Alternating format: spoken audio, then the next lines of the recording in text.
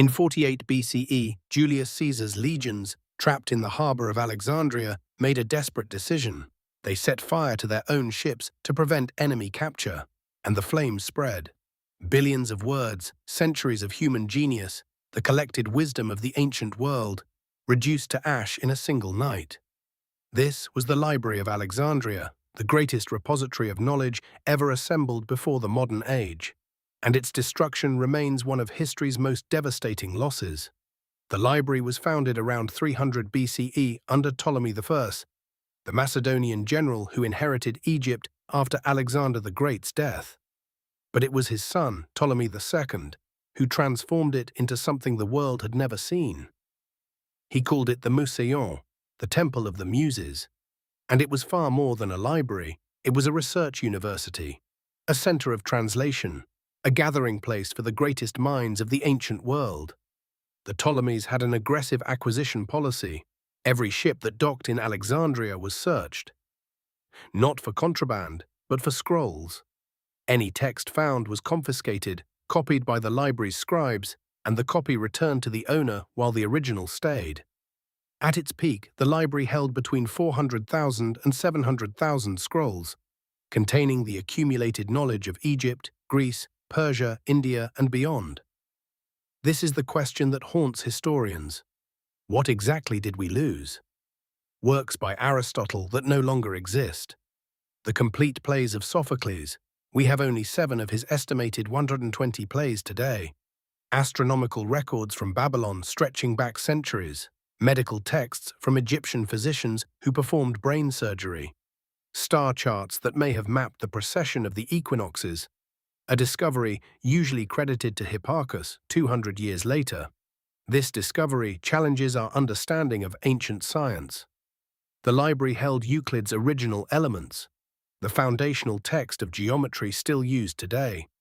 It held the histories of Berosus, a Babylonian priest who recorded Mesopotamia's history from the Great Flood to his own time. And these are just the works we know by name. The scrolls we have no record of, the ones that burned before anyone could catalogue them, that may be the greater loss. The first major destruction came in 48 BCE. Caesar was besieged in Alexandria's royal quarter, outnumbered by Egyptian forces. He ordered his ships set ablaze in the harbor. The fire spread to the docks, then to the warehouses, then to the library district. Ancient sources disagree on the scale. Seneca wrote that 40,000 scrolls were lost. Plutarch claimed the entire library burned. Other accounts suggest the damage was limited to a warehouse of scrolls awaiting cataloguing. But even if the fire only consumed a fraction of the collection, the loss was catastrophic. These were not copies. They were unique manuscripts, each one representing knowledge that might never be duplicated. The truth is, the Library of Alexandria did not die in one dramatic fire. It faded over centuries. After Caesar, Mark Antony reportedly gifted Cleopatra 200,000 scrolls from the Library of Pergamum to replenish it. But the damage had been done.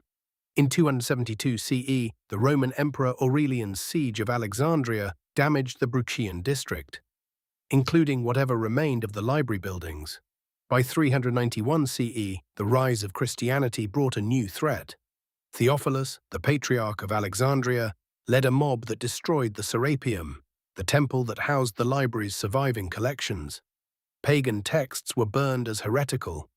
Classical learning was denounced as blasphemy. The final blow, though historians debate its accuracy, came with the Muslim conquest of Alexandria in 642 CE. The story goes that Caliph Omar ordered the remaining scrolls burned, declaring, "If the books agree with the Quran, they are redundant. If they disagree, they are heretical." Whether true or not, the sentiment captures what happened. Knowledge that did not serve the new order was discarded. Modern historians have complicated the picture. The library was not a single building that burned spectacularly one night. It was a sprawling institution with multiple buildings, satellite collections, and a sister library at the Serapeum. And much of what was lost had already been copied and disseminated. Alexandrian scholars had produced countless duplicates that traveled across the Mediterranean. The ideas survived, even if the scrolls did not. But some knowledge was genuinely unique. Anatomical observations from dissections performed only in Alexandria, where the Ptolemies allowed human cadavers to be studied, a practice forbidden almost everywhere else. This discovery underscores the sophistication previously attributed only to modern universities. Mathematical treatises that pushed beyond what Euclid or Archimedes had achieved, and an incalculable amount of local history, oral traditions committed to papyrus never to be repeated. The Library of Alexandria fell, but the dream it represented, that knowledge should belong to everyone, that idea never burned. In 2002, the Bibliotheca Alexandrina opened near the site of the original library, a modern monument housing millions of books in dozens of languages. It is both a tribute and a promise. What makes the story of Alexandria so haunting is not just what was lost. It is the realization that knowledge itself is fragile, that what takes centuries to build can be undone in hours, and that the voices silenced by flame, the philosophers, the astronomers, the physicians whose words we will never read, they are a warning. Civilization is not a permanent state. It is something we must actively protect. Hit the like button, subscribe, and leave a comment to support us in uncovering more ancient wonders.